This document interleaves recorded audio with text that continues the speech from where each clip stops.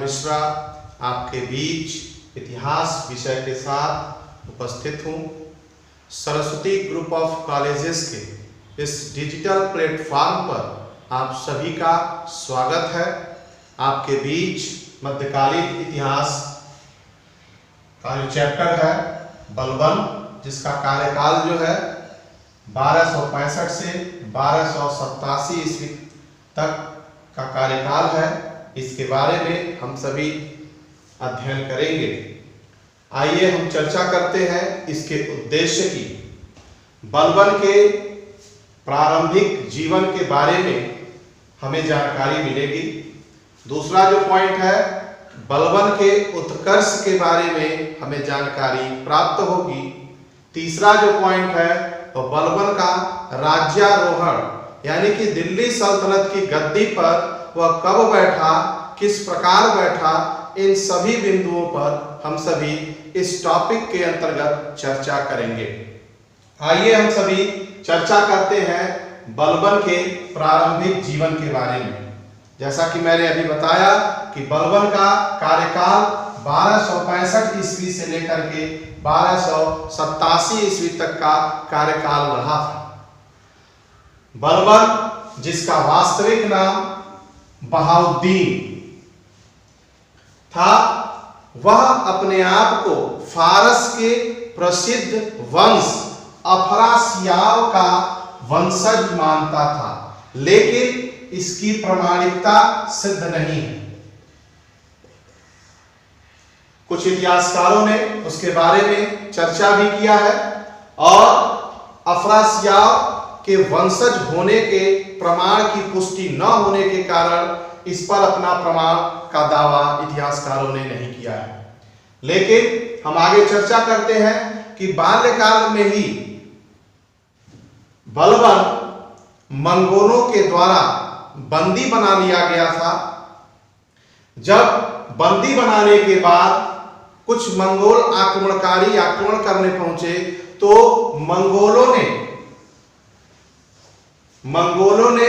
बलबन को बंदी बना लिया था और बंदी बनाने के पश्चात मंगोल अपने साथ लेके गए और ले जाने के बाद बसरा के ख्वाजा जमालुद्दीन के हाथों बलबन को बेच दिया।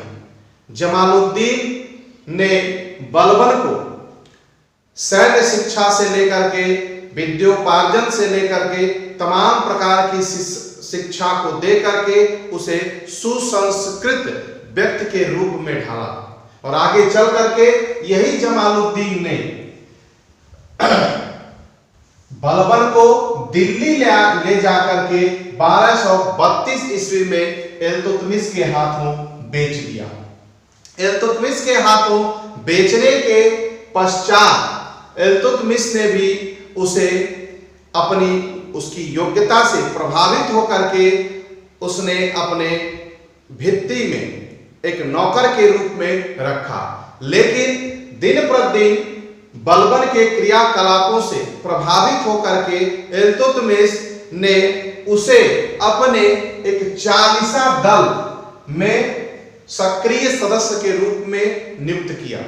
बलबन, जैसा कि मैंने बताया, बाल्यकाल से ही बहुत तीव्र और प्रखर बुद्धि का बालक था और उसके साथ साथ सैनिक शिक्षा से लेकर के विद्यापार्जन से लेकर के तमाम प्रकार की शिक्षाओं को जमालुद्दीन नामक व्यक्ति ने उसे परिपूर्ण करके निवृत्त कर दिया था, जिसके कारण बलबन अपने आप में एक अदम्य साहस रखने वाला व्यक्ति सिद्ध हुआ, जिसको एक स्थान दिया इल्तुतमिश ने।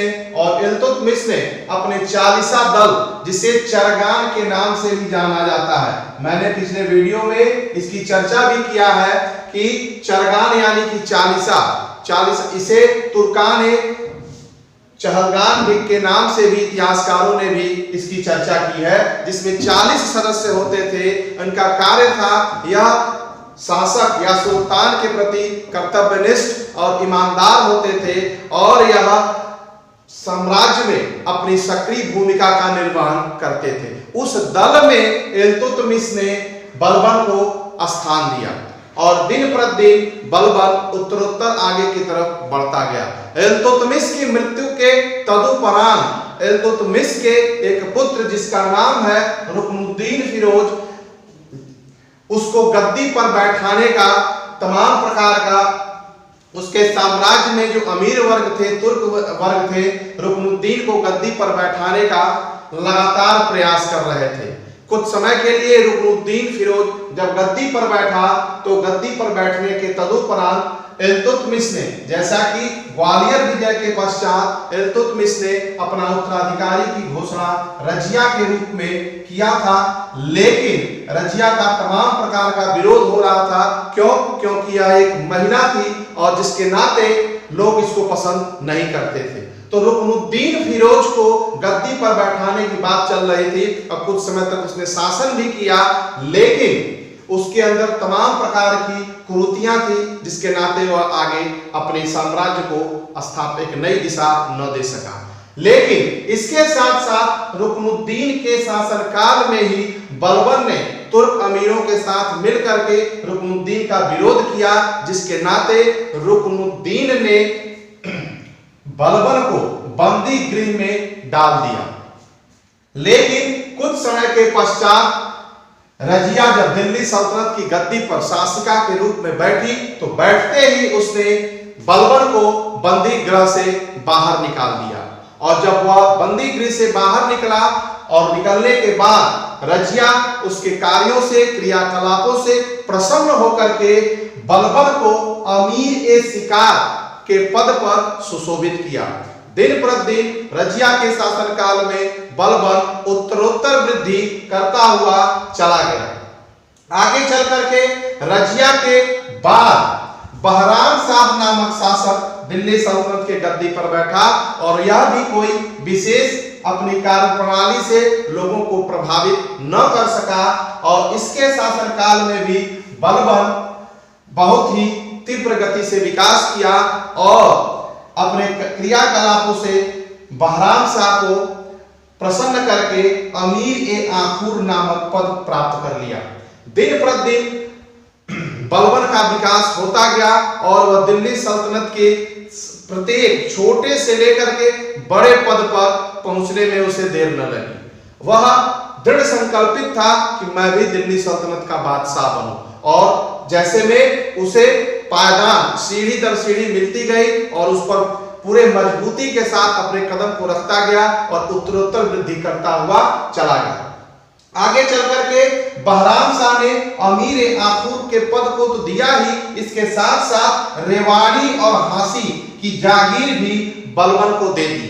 इसके साथ ही साथ बलबन और उसका हौसला बढ़ता गया और उत्तरोत्तर वृद्धि करता हुआ चला गया।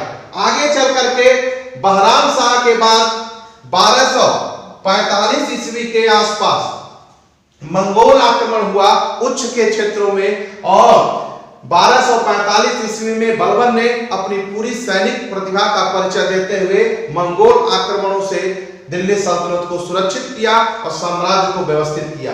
इससे दिल्ली सल्तनत के जो सुल्तान आगे चल करके जिसका नाम रहता है नासिरुद्दीन महमूद, जब दिल्ली सल्तनत की गद्दी पर बैठा तो बलबन के क्रियाकलापों से काफी हद तक प्रभावित हुआ और उसने अपने शासनकाल में नायब ए मुमलकत नामक पद दिया। तो नायब ए मुमलकत का मतलब होता है परामर्शदाता। परामर्शदाता बलबन को अपना परामर्शदाता नियुक्त किया और आगे चल करके कुछ ही समय के बाद 1265 ईस्वी में नासिरुद्दीन महमूद रोगग्रस्त हो गया, शरीर में उसके रोग हो गया और आगे चल करके 1266 ईस्वी में नासिरुद्दीन महमूद की मृत्यु हो गई। मृत्यु होने के पश्चात दिल्ली सल्तनत में तमाम प्रकार के विरोध उत्पन्न होने लगे। ऐसे में अमीर तुर्क लोगों ने मिलकर के बलबन को दिल्ली सल्तनत के साम्राज्य को स्थापित करने में अपनी भूमिका का निर्वहन किया और लोगों के द्वारा बलबन ने अपना राज्यारोहण दिल्ली सल्तनत की गद्दी पर करके एक नया अमिट छाप छोड़ा और आगे चल करके जैसा कि उसका जो कार्यकाल था ये लगभग 20 वर्षों का कार्यकाल था। 20 वर्ष तो जो उसका कार्यकाल तो था ही, लेकिन वह और 20 वर्ष पहले से ही इस गद्दी को प्राप्त करने के लिए लालायित था और तमाम प्रकार के सुशोभित पदों पर सुशोभित होता हुआ उत्तरोत्तर 20 साल तक दिल्ली सल्तनत के सुल्तान के रूप में हमारे सामने बलबन आते हैं। तो लगभग 40 वर्ष तक वह दिल्ली सल्तनत पर अपना साम्राज्य स्थापित किया और इसके साथ ही साथ अपने आप को एक नए आयाम की तरफ लेने की पूरी कोशिश बलबन ने की। इसके साथ ही साथ इस चैप्टर से, इस टॉपिक से कई महत्वपूर्ण प्रश्न भी बनते हैं जो आपकी परीक्षाओं के लिए काफी महत्वपूर्ण है। जैसे पूछ सकता है कि बलबन का वास्तविक नाम क्या था? बहाउद्दीन। बलबन अपने आप को किस वंश का मानता था? तो अफरासियाब के वंशज का मानता था। तो इस तरह के इस टॉपिक से आपके परीक्षा से संबंधित तमाम प्रकार के महत्वपूर्ण प्रश्न निकल सकते हैं। अमीर शिकार, नायक मुमलकत का नाम क्या है, इसका कार्य क्या है? तो परामर्शदाता। तो इस प्रकार से इस टॉपिक से कई महत्वपूर्ण प्रश्न भी बन सकते हैं। Thank you. हम सभी फिर नेक्स्ट वीडियो में आपके सामने उपस्थित होंगे। Thank you.